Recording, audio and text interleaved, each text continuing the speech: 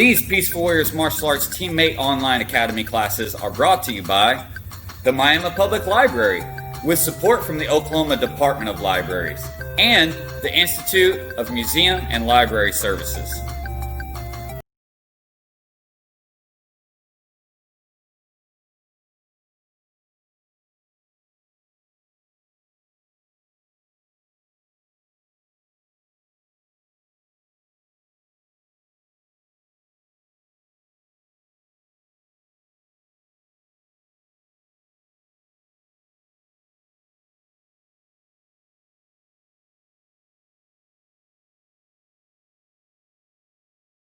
Hello and welcome to Teammate Tricking. I'm Corey, this is Axel, and we've been breaking down this combination right here. Now today we're going to be focused on the third technique in this combination, the touchdown rise kick or the full rise kick if you don't use your hands. We're going to be breaking it down in several different ways, and you're going to get to learn all kinds of techniques and practices to help you get used to backwards inversions to build up into doing different levels of this trick right here. So we're actually going to start off working on the basics of a Valdez. A Valdez is like a one-handed back handspring that you can control the angle and direction of. It's a great place to start to work on our backwards inversions, along with doing things like cartwheel and AU, building up into Macaco. So to start this off, hope you're good and warmed up. We're going to get right into it. We're going to start off by crouching down. And then from here, we're going to put one hand back behind us, right? So we're almost like we're being in a crab position, but we're going to have one hand off the ground. The hand that's on the ground needs to be close to our hip as feels comfortable. And we're going to practice just the takeoff for a second. This other arm here is what controls your direction. To go more sideways, we would swing it this way. To go more up, we would swing our bicep up by our ear with the arm straight. Now at the same time, we would need to be jumping, so just practice this with us a couple times. We're not going to jump, we're just going to lift our hips up in the air while we swing our arm up. And then come back down, lift your hips up while you swing the arm up. This is the takeoff position to learn the very basics of a Valdez from the ground before we get used to jumping into it so that we understand how the mechanics work. Plus, it makes a pretty cool trick in its own right. Now don't forget to practice this on the other side as well. Many of the things that we'll be doing in this video we'll only do on one side for time purposes. Make sure that whatever you do on one side, you do the same on the other. So here we go. Swinging the arm up by the ear, lift the hips, and back down. And swing bar up by the ear, lift the hips, and back down. Nice. Now we're going to go back to our first side, and we're going to move on to the next step. We're going to take this swinging arm out of the equation for a minute, and we're going to focus on what happens when we jump. Now when we actually jump, what we want to do is just turn towards our hand that's on the ground and basically turn into like a one-handed plank or push-up position. So we're going to jump by pushing our hips upward, and then we're just going to turn and face the ground towards the hand that's on the ground. Are you ready, bud? Yes, sir. All right, here we go. And one. And then we're going to jump back. Jumping back to our original position. Now let's do one more. Jump and turn. And jump back to our original position. Good. Make sure that you do a few of those on the other side as well. But we're going to go ahead and move on. So from here, we're going to add this other arm back in. This is the arm that changes our directioning and stuff. So just for fun, to start this off, we're not going to try to go very high. We're just going to swing this arm across our chin, almost straight sideways, at the same time that we jump and turn to face the ground. Are you ready? You're going to hit me. I'm going to scoot over. And one. So you might find that the harder you swing the arm, the more you're going to spin in a circle. When we swing the arm sideways, our circle goes sideways. So I'm going to have Axel try that again. I'm going to step out of the way so you guys can see a little bit better. He's going to put one hand down. He's going to swing his arm across and jump sideways into it, keeping his feet together. Good. Until he gets all the way around. Now at this point, you want to practice this until you can complete a full circle doing that. Once you can complete the full circle and end facing the way you started, then start swinging the arm back up over the ear when we go into it. So now we're going to go up to the ear. And remember, if at any point in this you start to really struggle and any stage does not feel easy, practice that challenging stage until it feels easy before moving on to the next one. So for this one, we're going to swing up by the ear, but we're going to take off the exact same way. Ready? And go. So you might see that by swinging the arm up, we get a lot more vertical. We get a lot more inverted. And we almost get straight up upside down once we get used to it. So let's do one more. Now, if you're having trouble and you're jumping and it feels like you're not making it to your arm and you're kind of collapsing halfway through the circle, make sure that the hand on the ground is closer to your hip. A lot of times that happens is because your hand is just too far away or you didn't swing quite hard enough. It's going to be one of the two. Practice those two things until you figure it out. Let's do one more and go. Good. So that would be the beginnings of your Valdez. Now, of course, the hardest part is learning how to jump into it. The same thing with our touchdown rise and things like that. So we're going to start off with a very easy thing to get you to where you can learn to trust yourself, to catch yourself on your hands. So first, we're just going to go forward. We're going to start in a squat. We're going to jump onto our hands and then back to our feet. Now, if that's a little scary, then at first you can put your hands down, then kick your feet up and bring them back down. Then when you get used to that, you're going to stand up a little higher and you're going to try to get your feet off the ground before your hands touch. Just like that. Copy that a couple more times. Ready, go. Make sure you're getting off the ground with your feet and catching yourself with your hands. Keep your arms straight and close together. The farther apart they are, the harder this is on the shoulders. And go. Good. Now that we got that, we're going to try to apply that to our backwards inversion and our one hand with our Valdez. Now there's a couple of different ways to go about that. I'm going to try to show you both. The first way to go about it is to start in a squat. And now we're not going to put our hand back this time. We're just going to practice moving our hands that way. I'm going to practice moving one hand down towards the ground while the other hand swings up or sideways if you're a little scared to go up at first. We're going to practice that swing just a couple of times. And then what's going to happen is we're going to jump into putting that hand on the ground and try to get our feet off the ground before we catch ourselves. Are we ready? And go. There you go. And don't you worry too much about your upper body posture. But in the end, what you really want to do is stretch yourself out, puff your chest out so your legs stay almost straight out, and keep your feet together for this one. Let's go into another one. Start from a squat. Practice hands a couple times. Try to get your feet off the ground before your hand touches. And go. There we go. Nice. Now, of course, as you get comfortable with that, it eventually leads to just being able to go through the same motion from standing and jump into it, which completes your Valdez.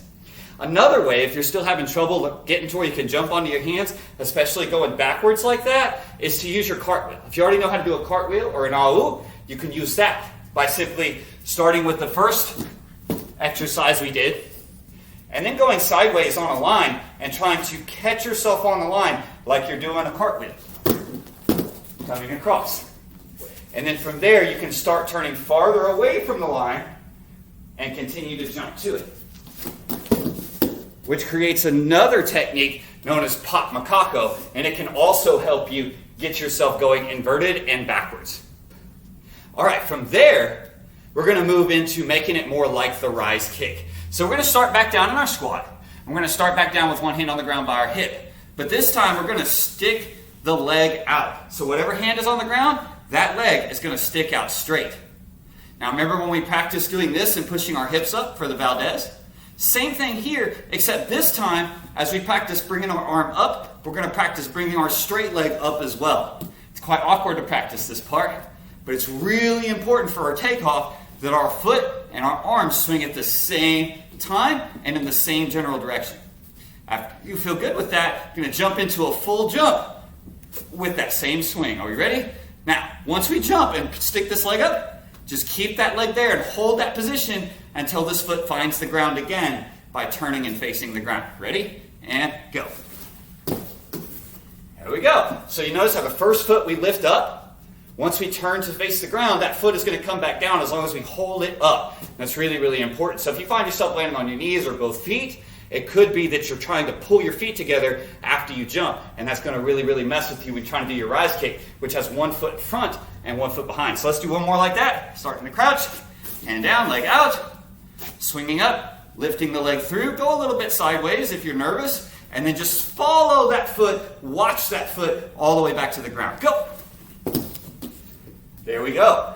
So, now that's the beginnings of this technique, and now we got to get used to jumping into it. Same way as the Valdez, but instead of jumping off both feet, we've got to get used to jumping off of one. And this, I understand, can be a little tricky. So make sure you're really comfortable with every step up to this part, and you're really comfortable with being able to pop into your Valdez before you get into this. So for this one, you start off with one leg in the air. That same side hand is the one that's going to go to the ground, And we can spot our hand, look for our hand that's going to the ground, and look for the spot we want it to touch, and place our hand there as we jump from this position. There we go. Now, if you're having trouble jumping to it, then go back to this one again. And you can even start with your hands off the ground and try to jump into it a few times from there to build up into doing it from here with one leg up. The big key, don't put that arm way far behind you. You want it to land within a foot or two, a foot and a half maybe, of the leg, of where your leg started from. So we're going to do one more. Start one leg up. Get prepared. Ready, and go. There we go. Now that's actually still just half of a touchdown rise. Technically, you need another spin on top of that to make it a touchdown rise.